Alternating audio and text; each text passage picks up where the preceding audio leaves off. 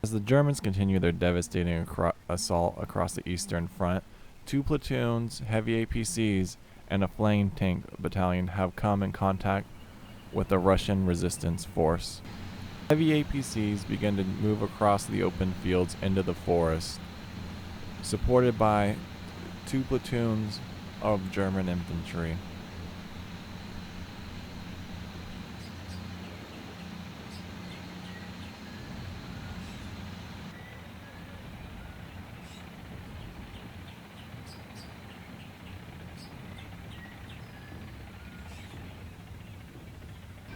The German flame tanks begin to assault the forest as the napalm begins to fall on the village located deep inside the woods.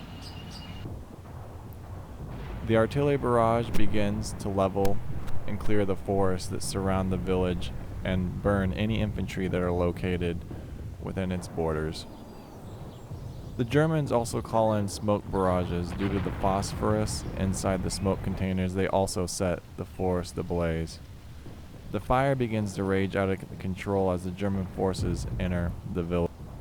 Russian casualties begin to mount victims from the incendiary mortars. German soldiers are now crossing the road, entering the forest as they watch the smoke and incendiary mortars fall upon the village. Flame tanks begin to cross the roads as well, entering the woods and encountering their first resistance. The infantry now in the forest come under heavy fire from the Russian platoons, the survivors from the incendiary mortars. Falling victim to a heavy Russian ambush, casualties on the German side mount, taking many victims, and the Germans slowly begin to surrender. Unfortunately, the Russian resistance in the woods mounts to what you'd call an insurgency or guerrilla warfare. They are far spread out and taking pot shots at our German formations. It seems the incendiary mortars had no effect on them. Tanks arrived just in time to support our German platoons. They began to provide suppressing fire with machine guns and napalm.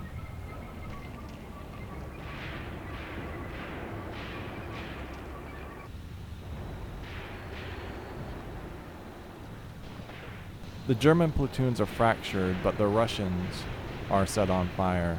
Our tanks are having some sort of an effect on the Russian resistance, whether it be psychological or real. As the fighting intensifies, the tanks continue to suppress the Russian resistance, although they're falling back deep into the woods, running from our heavy APCs, which are now falling far behind. The woods is becoming obscured with smoke, and our tanks are losing sight of the Russian forces. Right now they're just leveling the forest, providing suppressing machine gun fire and burning anything that's in their path. Heavy APCs begin to show up, the forest ablaze, soldiers on fire. They look and scout for troops to provide suppressing fire on, releasing mortars deep into the woods and destroying any Russian nest that they find.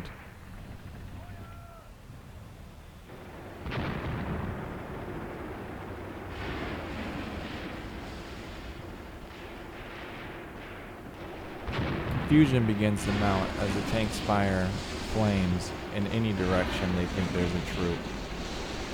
Unable to identify the Russian forces, visual is lost, and everything is just on fire now. The sound of mortars, as they begin to fall, continue to apply psychological pressure on the Russian troops. Unfortunately, they just continue to withdraw from the battle deeper and deeper into the woods. Our tanks continually need to press forward, and our platoons, unfortunately, have surrendered, and there's not much left of our infantry force. Tanks continue to push deep into the forest. The village is secure. The Russians are on their back foot. They continue to lose ground in the war of the Eastern Front, but winter's coming. We see snow's falling, and the tides may turn. German casualties have mounted. Forces have surrendered and our advance is weakened. Unfortunately, we're not sure if we can press on to our second assault. While the village was secured, we lost many German infantry in this assault. Our tanks and our heavy APCs will have to secure the village for the night until reinforcements arrive and we can continue securing the woods. Strategies may change, as incendiary mortars seem to have failed in this offensive.